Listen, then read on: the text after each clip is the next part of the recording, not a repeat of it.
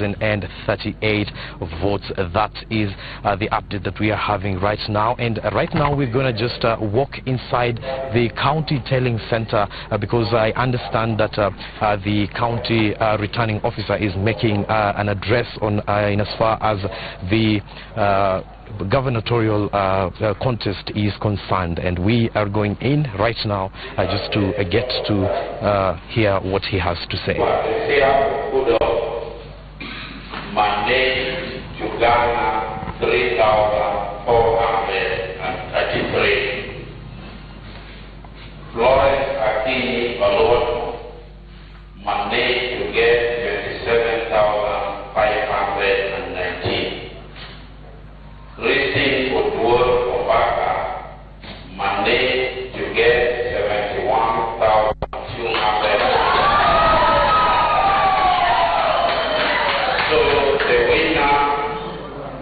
The winner position is Christine Otuor.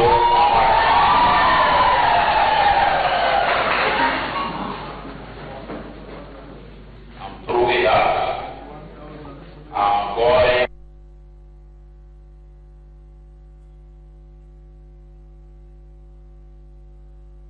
Yes, the returning officer there giving results in Siaya, one of the returning officers. Of course, we do have some results there that current MP Jacob Midio for GEM has lost out to Elisha Odhiambo. This is as far as the ODM party ticket is concerned.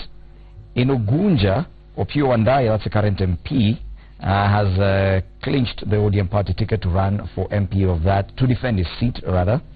And of course, we'll be going back to Siaya County for more results once we sort out that issue with the connectivity. Now, quick comments about what's happening there. We've seen at least one organized tallying center where people are sat down and the returning officer is actually announcing results and people are clapping while sitting down. We would not have 80% results with that sort of situation. You know, I think also what the focus has been is in places especially where you have had the governor, you know, that's where there have been issues and they're mad really, and not many people are talking about the other results. I mean, in all these circumstances we've had women rep, we've had constituency MP, we've had most of the contested results are to do with the governorship. I think most of the ones that have highlighted within the media and have been picked up and saying, oh, there's a disorder. Because if that was the case, then you didn't have all the other results. You know, so I think that is where also a lot of action. Well, we should note that Siaya as well, the governor's race, we are yet to. Political parties moving forward, and we'd like to see political parties taking lead in this. The issue of violence during nominations, during elections, something that I think we need to outgrow. Because look at how a bodyguard lost life, how some other individuals have been cut and whatnot, etc. And I think beyond the expectation of political parties to behave, and especially their followers, it's very important that we also hold political parties to account, especially those areas where we've seen some kind of violence, so that, you know, political parties, when we hold them to account, because they are funded by the exchequer, then actually we'll want to have political parties imploring their supporters, their followers, to avoid violence by any means. Okay, we do understand that we sorted out the sound issue with the Siaya connection. Let's now listen into the returning officer there giving the results. Managed to get 87,467. The winner is Colonel Robert.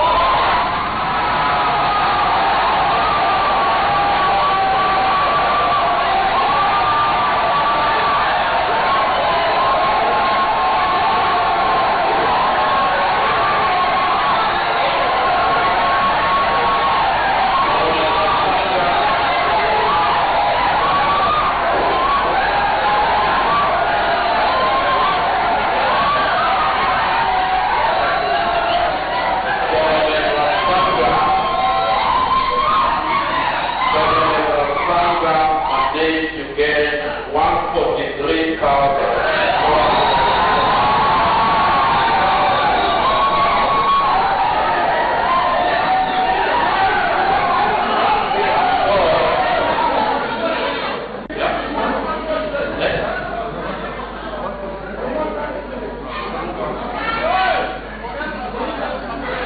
Is 143,446. 143,446.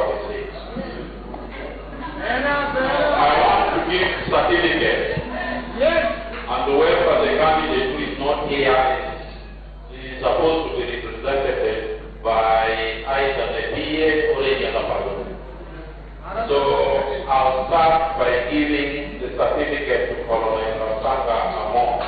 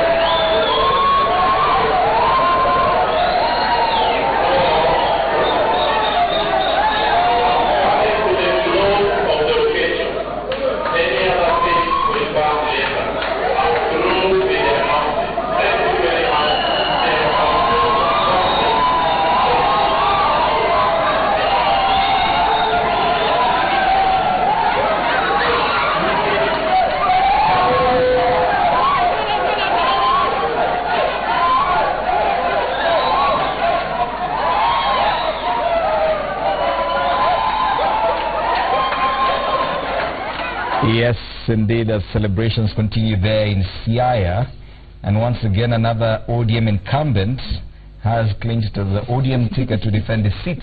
And this is one issue I raised with you as Secretary General. Colonel Rasanga has clinched the ODM party ticket to defend his seat. That's the Siaya governor. And now we've seen clearly all the incumbents have either clinched the ODM party tickets or have disputed the results. In Taita Taveta, John Murutu has disputed the results. And Busia, which was one of the very first counties that carried out their primaries, Sospito Jamong is an incumbent. He's the only party candidate right now after Paul Otoma switched. Now we've seen Okotho Bado in Migori got the ticket. Cyprian Awiti was declared winner. In Kisumu, someone else was declared winner, but Jack Ranguma was also awarded the certificate by someone else. So we do not have any incumbent in ODM who has lost, as it is. They have either gotten someone else to declare them winners, or because they've disputed the results, or have been declared winners. Vis-a-vis, what you see in Jubilee is that enough incumbents have actually been sent home, and enough of them are considered, including William Kabogo in Kiambu. Why this? Why the difference? I think politicians must come to a point where they appreciate that it's proper to lose honorably and that you must not win by any means. For instance, if a certain candidate has won and then the returning officer issues a certificate to that candidate, and then another officer issues another certificate from the same party to now say the incumbent. I mean, also that brings in the anomaly within the parties. How many certificates have they availed? How many returning officers does the party recognize? Recognize, and then certificates to the availability of any person that this other person can also issue who is not part of the bona fide returning officer. So it brings the focus back to the party in terms of administrative issues.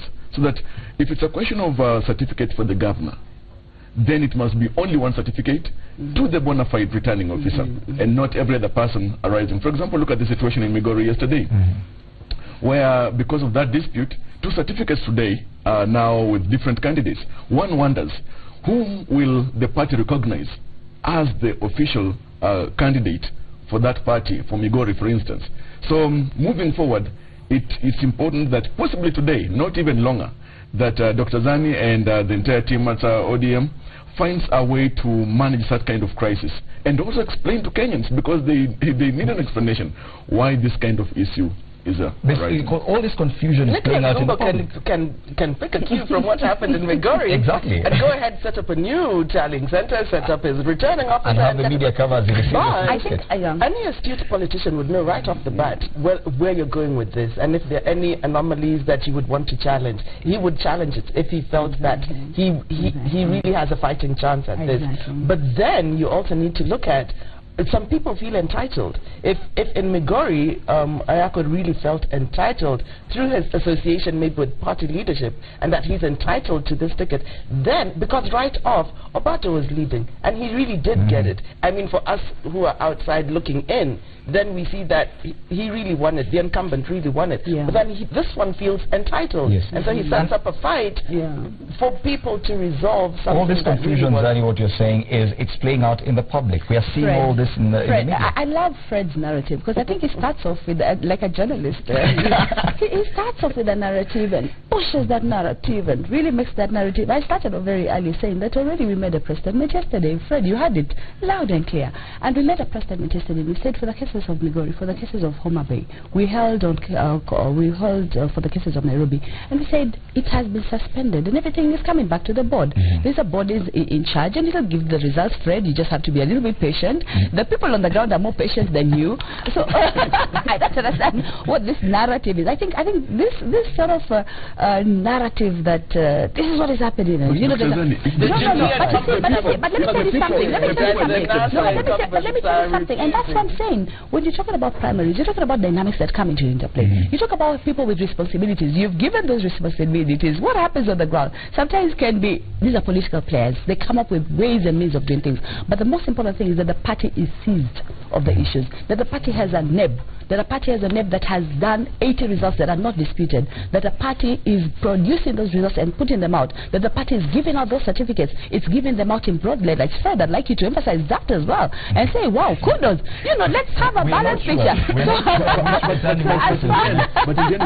As far as that is concerned, when we go back again, we're looking at a situation where action has been taken. So you're talking about this pro rata. We've already taken action, and now when I come next, I'll be giving you the way forward with that action. Let's now take an update from Siaya. Our reporter Hassan Mugambi is ready there with an update of what exactly is happening after that announcement.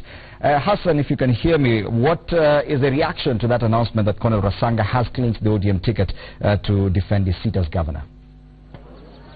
Well, the reaction to that particular announcement that has been made in this hall is that of ecstasy. The people have jumped up and down, and they have gone out celebrating as the security personnel here stand guard to just continue to ensure that everything is running in place. Remember, we have seen in places where other counties where a gubernatorial candidate has been announced, pronounced the winner, skirmishes followed. But now, as we can see here in Siaya, the officers right behind me are standing guard to ensure that everything is going on smoothly. If I may just run you through the announcement that was made here, is that Colonel Rasanga, the governor of this county, has retained his seat technically, because this is an ODM stronghold. So it is perceived that whoever clinches the ODM nomination ticket has the seat that follows. He has garnered 143,000 votes, 446. Gumbo, who was the main challenger, garnered 87,000 votes, 467. Oduol coming in a distant third with 9,535. That is how things are, and we are now going to just take a walk into this particular place so that we can see how the supporters of the party are celebrating in the win of Colonel Rasanga as the next contender with the ODM ticket here in Siaya County. Will he retain his seat, or will he now lose to Gumbo, who actually said that indicated yesterday in our interviews with him that he might just go independent, as if at all the election did not go the way he anticipated. He actually made a lot of complaints, saying that some of the ballot papers had not arrived in particular polling centers where he was. The main strongholds of, especially in areas like Gem and Rarieda, is just making a lot of accusations here and there, saying that those places have not a vote in totality. Remember, some of the residents were forced to use exercise books for polling material here when that particular announcement of using that mode of voting was made. This was occasioned by the fact that the voter turnout was higher than the number of ballot papers printed. And yes, another development in that we got from the constituencies around this place is a Gem Member of Parliament, Jacoyomi Diwo, who is also the minority deputy head of minority in the National Assembly, has lost his ticket to defend his seat on an ODM ticket with 13,400 votes for his main challenger, who is Elisha Odhiambo, who garnered that much votes, with Jacob Dio coming in second at 8,950. So we are just seeing some of the supporters just making their way into this particular main tallying center in Siaya County, and they're just singing, and you know, we have singing in the Luo, and they are actually wearing t-shirts indicating that they are showing support for Rasanga. And yes, just jumping and singing. That is the situation here in Siaya County. As you can see,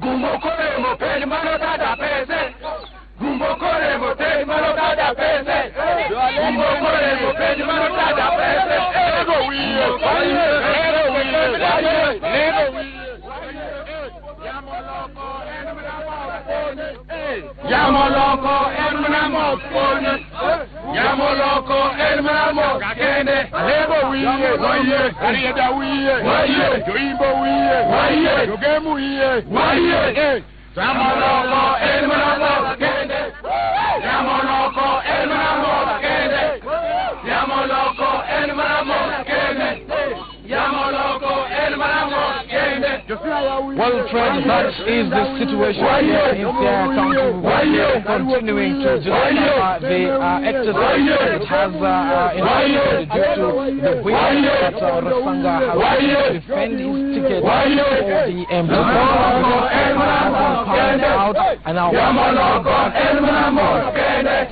Thank you, Hassan Mugambi, there in the midst of celebrations there following the announcement that Colonel Rasanga, that's the governor for Siaya County, has clinched the ODM party ticket to retain his seat, to defend his seat rather. Now we really need to allow Dr. Agnes Zani, Secretary General ODM, to leave and go attend to party matters. But any final comments on this? We're seeing at least Siaya, there's some bit of decorum. The announcement went very well.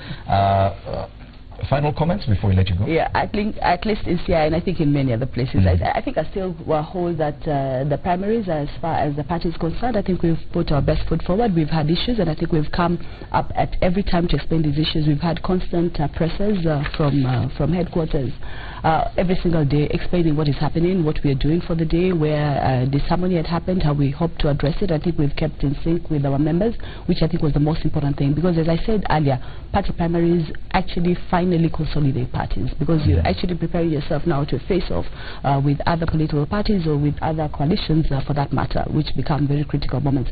So I just wish that we continue to hold and that we finish this exercise. It's now coming to an end, that these results are given out, that certificates are given out, and that we prepare, consolidate our ground, and go on now for the bigger battle, which is when we're facing off with other political parties and other coalitions. Thank you very much, and now you'd excuse me to thank you so much, Senator Agnes Zani, Secretary General ODM. We really have to let her go. Remember, in studio we still have Cynthia Mutere, Chairperson of the Women's League Fort Kenya, as well as Javas Bigambo, political analyst. We'll continue the conversation. Remember, we're continuing with the special coverage of the party primaries. Let's now take a short break. Our breakfast continues.